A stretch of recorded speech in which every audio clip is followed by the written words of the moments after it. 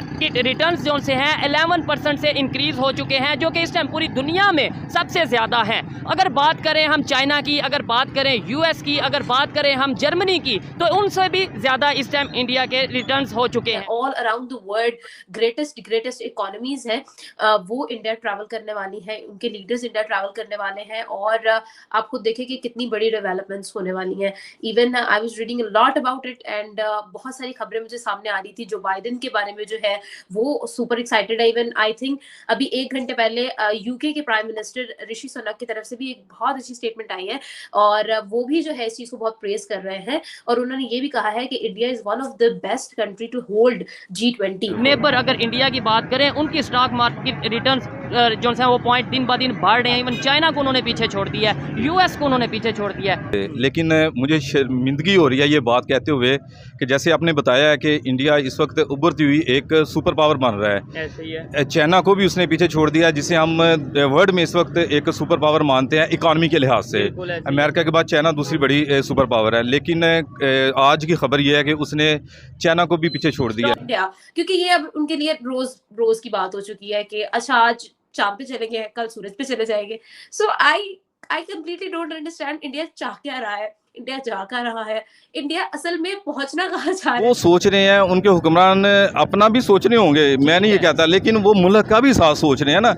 उनको ये है कि हमने अपने खित्ते में, अपने एशिया में हमने अपना नाम पैदा करना है। वो तो बन चुका है। लेकिन मैं ओवरऑल जो कंपैरिजन कर रहा हूँ, लेकिन पाकिस्तान के जो हुक्मरान है ना, उनको इससे कोई गर्ज नहीं है।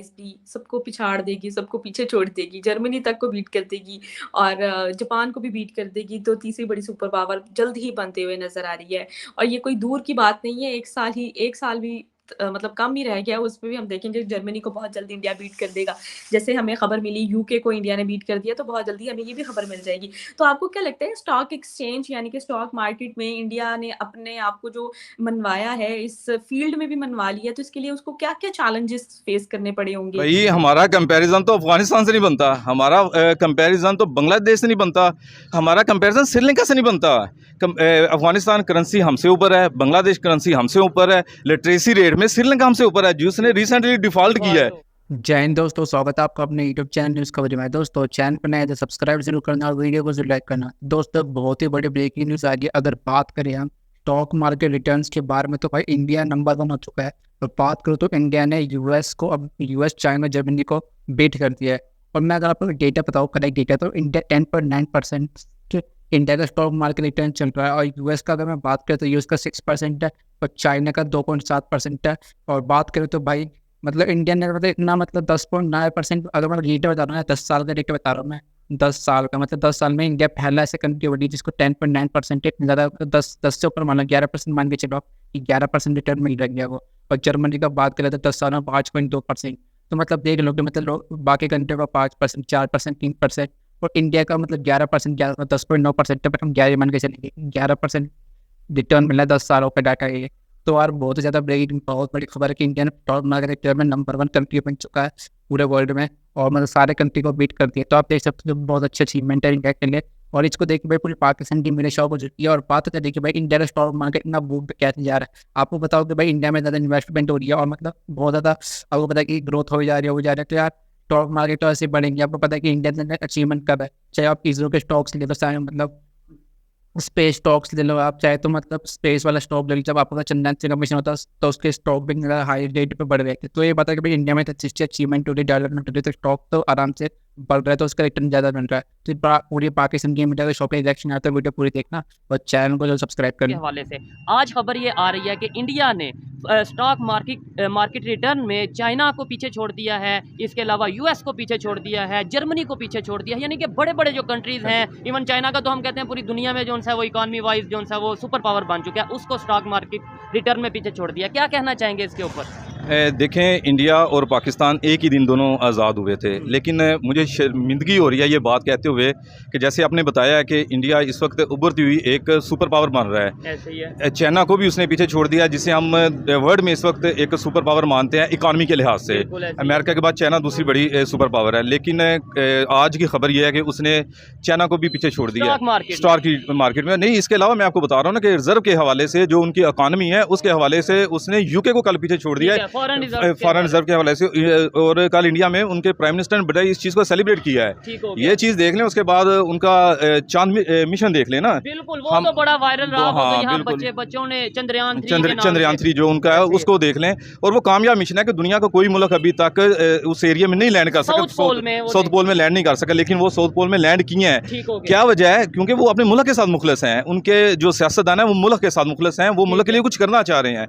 अब हमें देख लें, हमारी हिस्ट्री को उठा के देख लें, हमारे सियासतदान क्या कर रहे हैं। करप्शन करप्शन करप्शन खेल रहे हैं। वो उस पर इल्ज़ाम लगा रहा है, वो उस पर इल्ज़ाम लगा रहा है, लेकिन मुल्क का कोई नहीं सोच रहा। पब्लिक की अगर बात करें, हम भी तो कभी पॉलिटिशियन पे इल्ज़ाम लगाते हैं, कभी इदारों पे इल्ज़ाम लगा देते हैं। हमारा भी देखें, अगर मैं ये समझता हूँ, हम अगर कंपैरिजन तो अब हमारा इंडिया से बनता नहीं है। मैं ये नहीं कह सकता कि अगर इंडिया से कंपैरिजन करेंगे तो ये, अगर सीखना भी हो तो हम ये देखें कि वो कहाँ से, उनकी पब्लिक भी जो है वो डेवलपमेंट की तरफ जा रही है और गवर्नमेंट भी।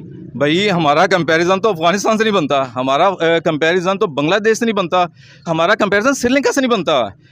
अफगानिस्तान करेंसी हमसे ऊपर है, बांग्लादेश करेंसी हमसे ऊपर है, लिटरेसी रेट में श्रीलंका हमसे ऊपर है। जिसने रिसेंटली डिफॉल्ट किया है वो लिटरेसी रेट में आज भी हमसे ऊपर है। हम किसके साथ कंपैरिजन करेंगे ना अपना। इसलिए हम एक कौम नहीं है, हम मुल्क नहीं है, हम एक हजूम है, हम तमाशाई हैं। हम यहाँ पे तमाशा देखते हैं कि ये दो सियासी पार्टी के लोग आपस में लड़ रहे हैं, तीसरा बंदा खड़ा होकर तमाशा। थिंक के कोई चैलेंजेस फेस करने पड़े होंगे, क्योंकि when it comes to India, तो इंडिया ने ऑलरेडी इतना कुछ अचीव कर लिया हुआ है, इतने सारे माइलस्टोन्स अचीव कर लिए हैं।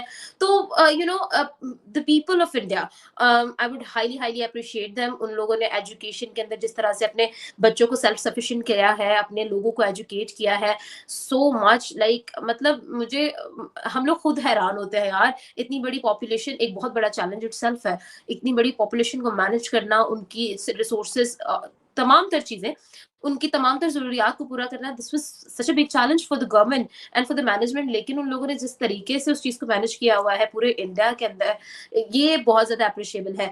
मैनेजमेंट, आपकी जो गवर्नमेंट है वो किस तरह से आपको सपोर्ट कर रही है, आपको किस तरह से जो है वो फैसिलिटेट कर रही है इन अ लॉट ऑफ मैनर्स, वो बहुत इंपॉर्टेंट है। स्टॉक एक्सचेंज की तरफ जब हम लोग आ जाते हैं तो आप खुद देखें ना कि इंडिया जो है उसने अपनी मेड इन इंडिया पर कितना ज्यादा फोकस किया है। ठीक है, उन्होंने अपनी प्रोडक्ट्स पे कितना ज्यादा फोकस किया। अपनी प्रोडक्ट्स पे फोकस करना, उनका जो मेड इन इंडिया वाला जो वो प्रोजेक्ट था, जो उन्होंने कहा था कि हर चीज जो है हम लोग मेड इन इंडिया करने वाले हैं। ये जब हमने अपना कंटेंट स्टार्ट किया था ना, ये उस टाइम की बात है, तकरीबन आज से 3 साल पहले की, जब इन्होंने कहा था कि हम लोग मैक्सिमम चीजें जो हम लोग कर सकते हैं हम लोग मेड इन इंडिया कर देंगे। ठीक है, उन्होंने जो है अपनी इंपोर्ट्स को कम कर दिया, एक्सपोर्ट्स को ज्यादा कर दिया। ऑब्वियसली उनकी जो जीडीपी है उसने इंक्रीज किया, वो सबने देखा। तो मतलब मेरे ख्याल में इंडिया ने अपने चैलेंजेस को आज से बीट करना, आज से जो है ओवरकम करना शुरू नहीं किया। ये उन्होंने बहुत पहले शुरू कर दिया था, जिसका फ्रूट उनको वन बाय वन अब मिलना शुरू हो गया।